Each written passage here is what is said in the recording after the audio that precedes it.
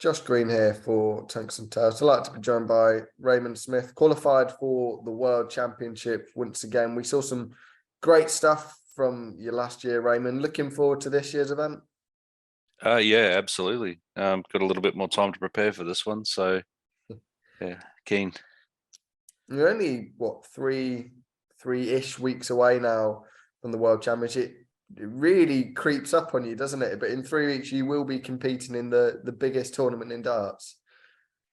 It's it's been one of those things. I thought I'll be right. I'll start practicing next week, then I'll start practicing next week, and then it's like I've got 4 weeks to go. I better start practicing, and it's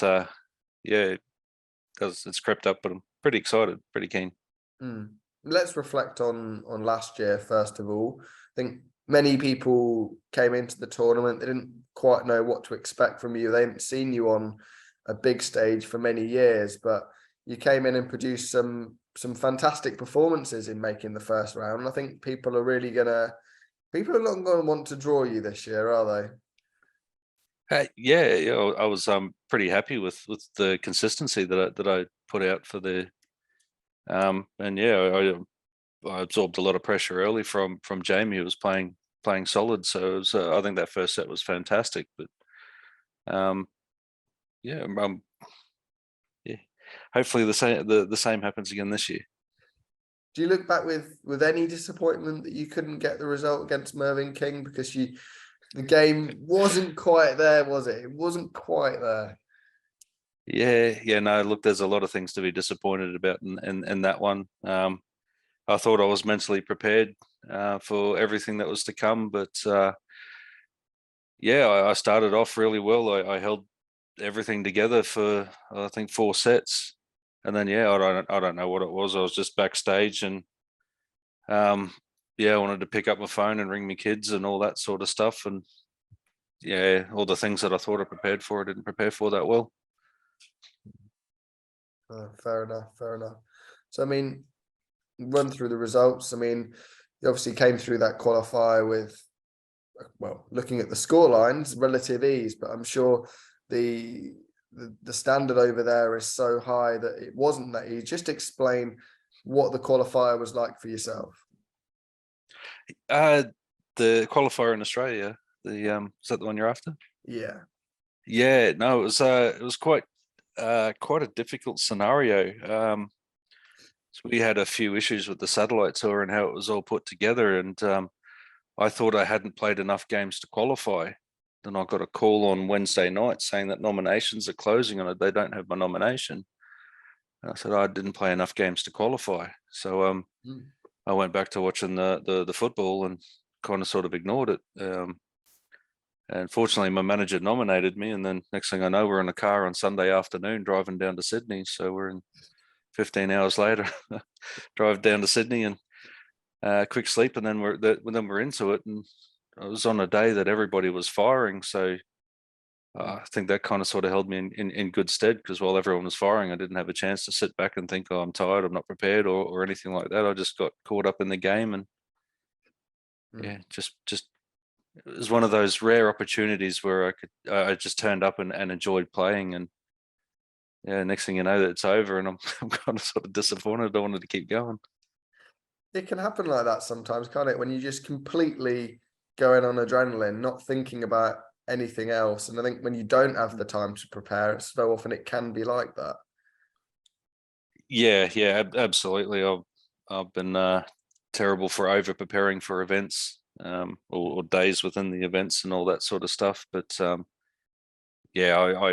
much prefer to just sit back and chill and just enjoy a good game of darts when it comes up.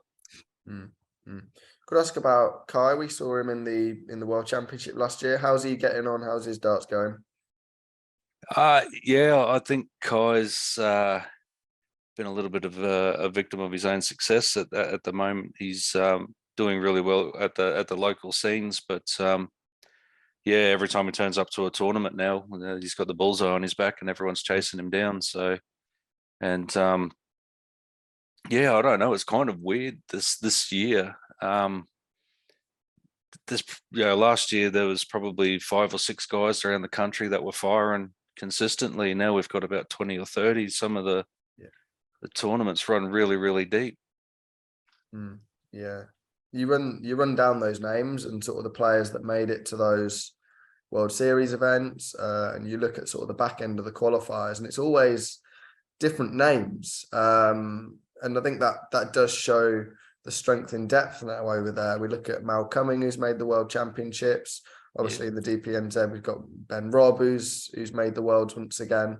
There's so many names now that can come through these events and make it to World Series or World Championships.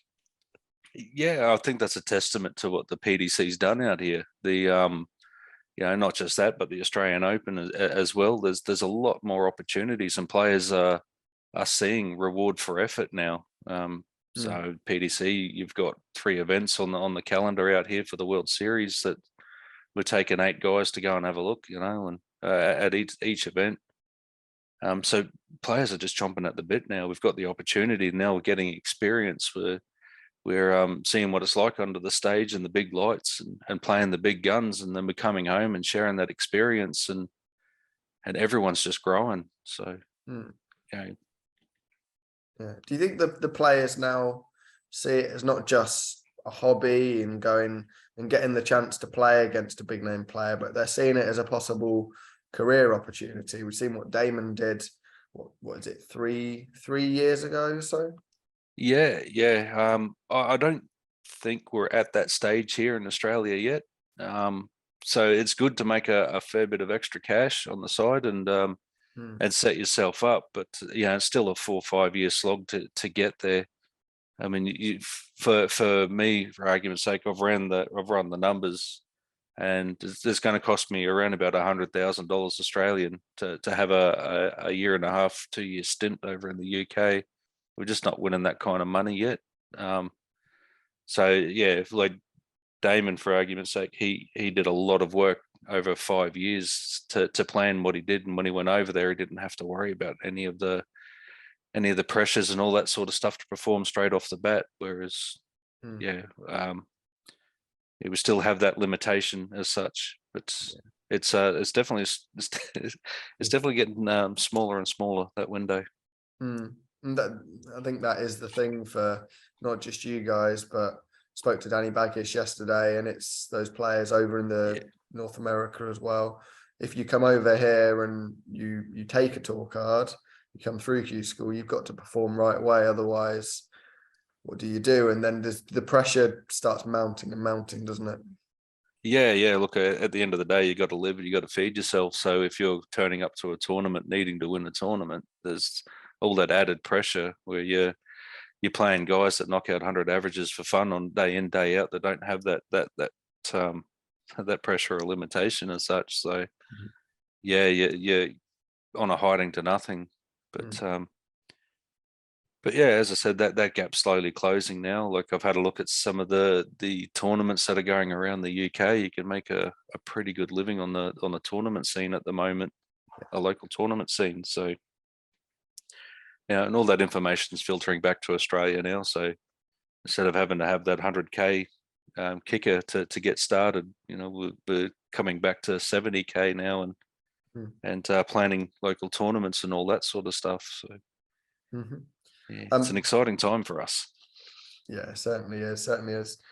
We'll go back to Ali Pali before I let you go.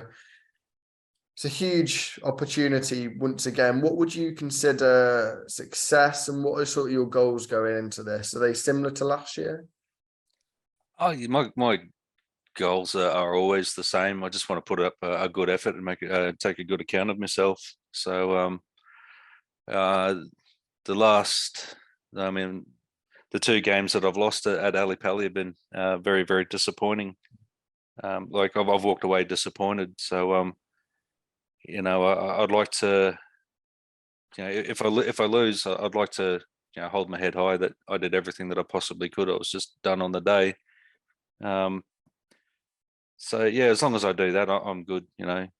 If I put in a solid effort, that's all I'm looking for. Good stuff. Well, we look forward to seeing you over here in December, Ray. Thank you very much for your time. No worries. Thanks, mate. Appreciate it.